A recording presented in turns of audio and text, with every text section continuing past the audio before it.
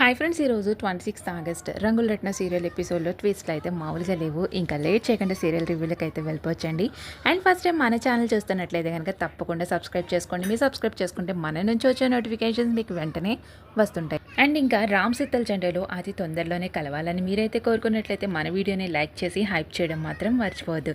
And ఇంకా serial స్టార్టింగ్లోనే ఇంకా శశి డీపీ మాట్లాడుకుంటుండేసరికి బేబీ నేను ప్లాన్ అయితే చెప్పాను కదా, అది అమలు చేయాలంటే బాలు ఖచ్చితంగా మన మాట అయితే వినాలి.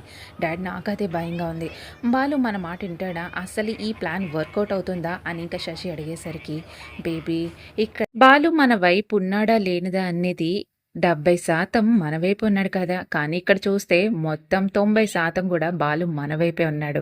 నువ్వు చెప్పిన దాని ప్రకారం బాలు ఖచ్చితంగా ఈ ప్లాన్ అయితే అమలవుతుంది. బాలు ఖచ్చితంగా చేస్తాడు. నాకది బాగా అనిపిస్తుంది. సరే డాడ్, ముందైతే బాలుని ఏదో రకంగా మాటలతో ఏమార్చాలి అని ఇంకిద్దరు కూడా మాట్లాడుకుంటుండేసరికి ఇంకా డీపీకి అయితే కాల్ వస్తుంటుంది. సార్, మీరు చూపించిన ఫోటోలో ఉన్న అమ్మాయి ఇక్కడికైతే వచ్చింది, నాకైతే ఎదురుగా కనిపించింది అని చెప్పేసరికి ఎక్కడున్నాడు రా నువ్వు అని ఇంకా అడుగుతుండేసరికి ఇలా కృష్ణ హాస్పిటల్కి అయితే వచ్చింది సార్, నేనైతే ఇక్కడే చూశాను అని చెప్పేసరికి నువ్వు ఆ అమ్మాయిని ఫాలో అవుతూ ఉండు, మేము అక్కడికి వచ్చేస్తున్నాం అని చెప్పి ఇంకిద్దరు కూడా చాలా కంగారుగా ఇంకా బయలుదేరుతుండేసరికి ఇంకా హాస్పిటల్కి అయితే చేరుకుంటారు. మరో పక్క ఇంకా మానస సీతతో మాట్లాడుతుండేసరికి ఇంకా రిపోర్ట్స్ అవి చూస్తూ ఇంకా ఆలోచిస్తూ ఉంటుంది. ఏంటి మనసు అలా ఉండిపోయావు, ఆ రిపోర్ట్స్లో నేను ఎప్పుడు దగ్గరగా ఉందో చావని చూస్తున్నావా, అసలు నేను బతికే ఇదే లేదు, కానీ నాకు అదృష్టం ఇస్తానని మీరందరూ చెప్తున్నారు, కానీ నాకు ఆ ఇదే మాత్రం అస్సలు లేదు అని ఇంకా బాధపడుతుండేసరికి జానకి, నువ్వు ఎప్పుడు ఇంకెలాగే మాట్లాడతావా, నీ మాటల్లో కూడా కొంచెం నువ్వు బతకాలనే ఉద్దేశం కూడా ఉండాలి జానకి, అప్పుడే మనం ఏదన్నా చేయగలం.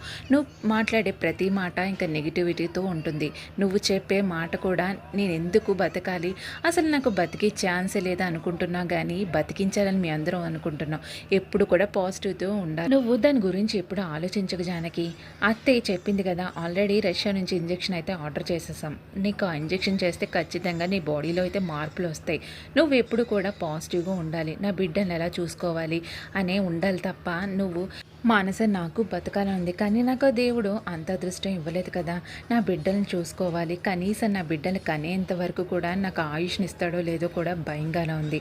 నేను చనిపోయిన లోపు నా బిడ్డను కనిచ్చేసి నేను ఒకళ్ళ చేతుల్లో పెడితే నా బాధ్యత తీరుతుంది.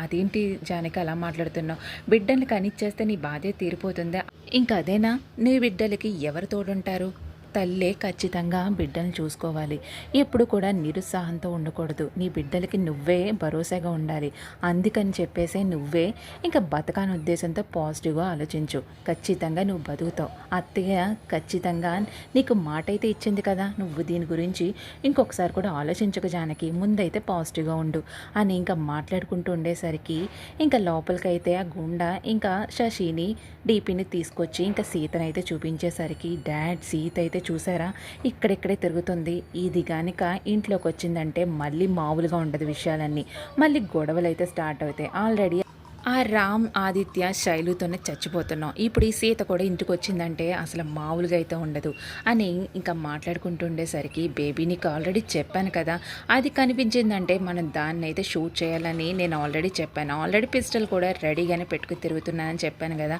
నువ్వు దాన్ని అయితే కాల్చు, దాని ప్రాణం నీ చేతిలోనే పోవాలి అని చెప్పేసి ఇంకా డీపీ అనేసరికి ఇంకా రెడీగా ఇంకా షూట్ చేద్దామని ఇంకా చూస్తూ ఉంటుంది ఇంకా శశి అయితే. ఇంకా మానస, సీత ఇంకా మాట్లాడుకుంటుండేసరికి శశి మాత్రం ఇంకా ట్రిగర్ ఎప్పుడు నొక్కుదామా అని చూస్తుంటుంది. ఇంకా మరో పక్క రామ్ అయితే ఇంకా అటుగా వెళ్తుండేసరికి ఇంకా కార్లో ఇంకా శశి డీపీ కార్ చూసి సడన్గా ఇంకా కృష్ణ హాస్పిటల్ ముందైతే ఆగుతూ ఉంటారు. ఎవరు ఇక్కడ మనోళ్ళే తెలిసిన కారు ఉందేంటి, శశి వాళ్ళ కార్లా ఉంది అని చెప్పేసి ఇంకా లోపలికైతే వచ్చి చూస్తుండేసరికి ఇంకా అక్కడే ఉన్న శశిని డీపీని చూసి చాలా షాక్ అవుతూ ఉంటాడు. ఎవరితో మాట్లాడుతున్నారని చెప్పేసి ఇంకా శశి దగ్గరికి వెళ్ళి అడుగుతుండేసరికి ఇంకా అక్కడే ఉన్న డీపీ అయితే చూసి ఇంకా శశిని వారిస్తూ ఉంటాడు. అక్కడ రామ్ వస్తున్నాడని చెప్పి ఇంకా చాలా కంగారుగా తన చేతిలో ఉన్న పిస్టల్ తీసుకొని ఇంకా దాచేస్తూ ఉంటాడు ఇంకా డీపీ అయితే. ఇంకా అక్కడే ఉన్న రామ్ అయితే అదేంటి శశి ఇక్కడున్నారు? అమ్మకి గానీ, తాతయ్యకి గానీ ఏమన్నా అయిందా? మన వాళ్ళు బానే ఉన్నారు కదా! అని ఇంకా కంగారుగా అడుగుతుండేసరికి, ఏంట్రా? ఏమనుకుంటున్నావు? అసలా నీకు ఏం ఉద్దేశం ఉండి అసలు మమ్మల్ని ఎందుకు ఫాలో అవుతున్నావు? అని ఇంకా చాలా కోపంగా ఇక రివర్స్‌లో అడుగుతుండేసరికి, నేను మామూలుగానే అడుగుతున్నాను శశి. మన వాళ్ళకి ఎవరికైనా బాలేదేమో, మీరైతే హాస్పిటల్ తీసుకొచ్చారేమో ఉద్దేశంతో అడుగుతున్నాను తప్ప, మిమ్మల్ని ఎందుకు ఫాలో అవుతాను? మరి అలాగే ఉంది నువ్వు చేసే పనులు. మేము ఎక్కడికెళ్ళినా సరే మమ్మల్ని వదిలేటట్టు లేవు. అసలు మా పనులు మేము చేసుకునేలా లేవా ఏంటి?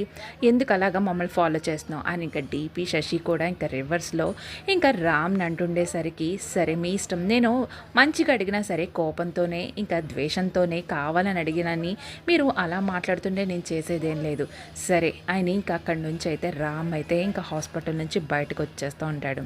ఇంకా అక్కడున్న మానస, సీత ఇంకా మాట్లాడుకుంటూ ఇంకా లోపలికైతే వెళ్ళిపోతుండేసరికి, డాడ్ ఆ సీత అయితే మళ్ళీ మిస్ అయింది. బేబీ నాకు అదే అనిపిస్తుంది. ఖచ్చితంగా నీ చేతులను చేస్తుంది అది. దాని ఆయుష్ గట్టిదే. ఆ నదిలోంచి దూకినప్పుడే అది బతికిందంటేనే అర్థమవుతుంది కదా దానికి ఆయుష్ ఇంకా భూమి మీద ఉందని. కానీ దాని చావు మాత్రం ఇంకా త్వరలోనే నీ చేతుల్లోనే ఉండబోతుంది. నువ్వైతే బాధపడుకున్నాడు వెళ్దాం అని ఇంకా ఇద్దరు కూడా వెళ్తుంటారు. ఇంకా మరో పక్క మందాకిని అయితే ఇంకా దశరథ కాఫీ ఇచ్చేసరికి ఇంకా తన మనసులో ఉన్న విషయం అయితే దశరథ చెప్తూ ఉంటుంది. అన్నయ్య మీకు ఒక విషయం చెప్పనా? అసలు వదిన చేస్తున్న పని కొంచెం ఆలోచించాల్సిందే. మీరు కొంచెం వదినకి చెప్పండి అన్నయ్య. ఆ జానికి ఎవరు ఇంట్లో తెచ్చి పెట్టుకుందా వదిన? ఆశ్రమంలో ఉంచొచ్చు కదా. అయినా జానికి పేరు చెప్పి 3 కోట్ల ఇంజెక్షన్ పెట్టి తెప్పించడం అవసరమా? అయినా మీరు చెప్తే వదిన వింటుంది అన్నయ్య. మీరు ఒకసారి చెప్పండి అని ఇంకా మాట్లాడుకుంటుండేసరికి అక్కడికైతే సూరిబాబు కూడా వచ్చి, నిజమే బావా, ఆయన వదిన చేస్తున్న పనులు కూడా ఆలోచించాల్సిందే. మేము ఎవరు చెప్పినా వదిన వినదు. కానీ ఇప్పుడు మనం ఏంటంటే ఆలోచించాల్సింది, ఎవరి గురించి ఎవరిని తక్కువ అంచనా వేయకూడదు. ఎవరికి ఎన్ని ప్రాబ్లమ్స్ ఉన్నాయో మనకేం తెలుసు. ఆ జానకి ఏం ప్రాబ్లమ్స్ ఉన్నాయో, ఆ పిల్ల పారిపోతుంది, చనిపోవాలని చూస్తుంది. పైగా దానికి ఒక జబ్బు కూడా ఉంది కదా. మనకి ఎందుకన్నా ఇవన్నీ? వదిన ఏ 10వ పరక ఇస్తే సరిపోతుంది కదా. ఆ అమ్మాయికి ఎన్ని కష్టాలు ఉన్నాయో మనకేం తెలుసు. కానీ తన ఇంట్లో తీసుకొచ్చి పెట్టుకోవడం కరెక్ట్ కాదేమో అని చెప్తున్నాను బావా అని ఇంకా అనేసరికి ఇంకా అక్కడికైతే ఇంకా కౌసల్య అయితే వస్తుంటుంది. వచ్చేసరికి, వచ్చావు కౌసల్య, నేను బయటకు వెళ్దాం అనుకుంటున్నాను, నీతో ఒక మాట చెప్పి వెళ్ళాలని అనుకుంటున్నాను అని చెప్పేసరికి, అవునండి ముందైతే ప్రసాదం తీసుకోండి అని చెప్పేసి ఇంక ఇస్తుండేసరికి ఇంకా పక్క నుంచి సూర్యబాబు చెప్పేసరికి ఇంకా అడుగుతూ ఉంటాడు. ఇంకా దశరథ అయితే, కౌసల్య నేను ఒక మాట చెప్తాను, నువ్వేమనుకోవద్దు. అయినా జానకిని ఆశ్రమంలో ఉంచొచ్చు కదా, ఎందుకు ఇంటికి తీసుకొచ్చావు? అయినా తనకి ఎన్నో ప్రాబ్లమ్స్ ఉన్నాయి, మనకన్నీ అనవసరం కదా అని ఇంక చెప్తుండేసరికి, నిజమేనండి మీరు చెప్పింది కూడా. కానీ జానకిని ఇంటికి తీసుకురావడానికి కారణం తను ఆశ్రమంలో కూడా ఉండట్లేదు, ఇంకా పారిపోవాలని చూస్తుంది. తను ఎక్కడికో వెళ్ళిపోతుందన్న భయంతోనే ఇక్కడికైతే తీసుకొచ్చాను. తనకి ప్రాబ్లమ్స్ ఉన్నాయి కరెక్టే, కానీ ఆ ప్రాబ్లమ్స్ మనం తీర్చగలిగే స్థాయిలో మనం ఉన్నాం కదండి. కానీ మనకి దేవుడు ఇంత ఆస్తిని, ఇంత పరపతిని ఇచ్చాడు. దానిలో కొంచెమే మనం ఒకళ్ళ గురించి ఖర్చు పెడుతున్నాం. అది కూడా నేను ఒక ఫలితాన్ని ఆశించి, మన బిడ్డ తప్పిపోయిన క్షణం నుంచి వాడు ఎక్కడో చోట ప్రమాదం లేకుండా బతుకుతున్నాడంటే అర్థం మనం చేసిన పుణ్యాలు ఆ దేవుడు ఖచ్చితంగా వాడి రూపంలో అన్నీ కూడా తీరుస్తాడని చెప్పేసి. దీంట్లో మీరు ఏ మాట అడ్డు చెప్పకండి. నా మనసుకు అనిపిస్తుంది నేను చేస్తున్నాను. మనకి ఆ దేవుడిచ్చిన దాంట్లో నేను కొంతే ఇస్తున్నాను. ఆ కొంతలో ఒకరి ప్రాణం కాదు, 3 ప్రాణాలు కాపాడబడుతున్నాయి. అందుకని నేను రష్యా నుంచి ఇంజెక్షన్ తెప్పించి ఇంకా జానకిని అయితే కాపాడడం జరుగుతుంది. ఆ అమ్మాయి ఖచ్చితంగా కోలుకుంటుంది. ఆ అమ్మాయి ఇంకా తన బిడ్డలను కూడా ఆనందంగా చూసుకుంటుంది. తన ఆనందంలో ఆ దేవుడు మనకి మంచి ఫలితాన్ని అయితే ఇస్తాడండి. మన బిడ్డని ఇంటికి తీసుకురావడంలో ఆ దేవుడు మనకి మార్గాన్ని అయితే ఇస్తాడని నాకైతే అనిపిస్తుంది అని ఇంకా కౌసల్య చెప్పిన మాటలకు ఇంకా అక్కడ ఉన్న దశరథ అయితే ఆలోచనలో పడుతూ ఉంటాడు. ఇంకా మరో పక్క ఇంకా రామ్ ఆఫీస్లో ఉండేసరికి ఇంకా అక్కడికైతే కార్తీక్ వచ్చి, ఒరే మనకైతే మీటింగ్ అయితే ఒకటి ఉంది, అది న్యూజిలాండ్లో అయితే జరగబోతుంది, దానికైతే నువ్వు వెళ్ళాలి అని చెప్పేసరికి, అదేంట్రా నేను ఎందుకు వెళ్ళేది, నాకైతే వెళ్ళాలని లేదు, నువ్వు చూసుకో ఆ పనులన్నీ. అదేంట్రా నువ్వే కదా ఏమన్నా సెలబ్రేషన్స్, ఏమైనా మీటింగ్స్, ఏమైనా ముఖ్యమైన ఏమైనా ఉంటే కనుక నువ్వే అటెండ్ అవుతాయి, కానీ ఈ మీటింగ్ మాత్రం ఖచ్చితంగా నువ్వే అటెండ్ అవ్వాలిరా. మన కంపెనీ మంచి స్థాయిలోకి వెళ్ళాలంటే ఈ మీటింగ్ ఖచ్చితంగా నువ్వు అటెండ్ అయి తీరాలి. నేను ఆల్రెడీ టికెట్స్ అయితే బుక్ చేశాను అని చెప్పేసరికి ఇంక రామ్ ఏం మాట్లాడకుండా ఆలోచనలో పడతా ఉంటాడు. కాదర కార్తీక దశరథ్ గారితో మనకి ఇప్పుడే కొన్ని చాలా డీలింగ్స్ అయితే ఉన్నాయి. కానీ ఆయన మనందు చాలా ఇబ్బందిగా ఫీల్ అవుతున్నారు. ఇప్పుడు నేను కూడా అక్కడికి వెళ్ళానంటే ఇంకా ఆయన పరిస్థితి నా పరిస్థితి ఇంక చెప్పలేదురా, నువ్వైతే చూసుకో ఈసారికి అని ఇంకా రామ్ అనేసరికి, రామ్ నేను ఆల్రెడీ అన్నీ అనుకునే నేను టికెట్స్ అయితే బుక్ చేశాను, ఈ మీటింగ్ ఖచ్చితంగా నువ్వే అటెండ్ అయ్యాలి అని చెప్పేసరికి ఇంక రామ్ అయితే ఆలోచనలో పడతా ఉంటాడు. ఇంకా ఈరోజు ఎపిసోడ్ ఈ విధంగా జరుగుతుందండి. మరి ఈ ఎపిసోడ్ గురించి మరి మీరేమనుకుంటున్నారో కింద కామెంట్ సెక్షన్లో మనకైతే తెలియజేసేసేయండి. అండ్ మరిన్ని లేటెస్ట్ రంగులరత్నం సీరియల్ అప్డేట్స్ గురించి మన ఛానల్ని తప్పకుండా సబ్స్క్రైబ్ చేసుకోండి.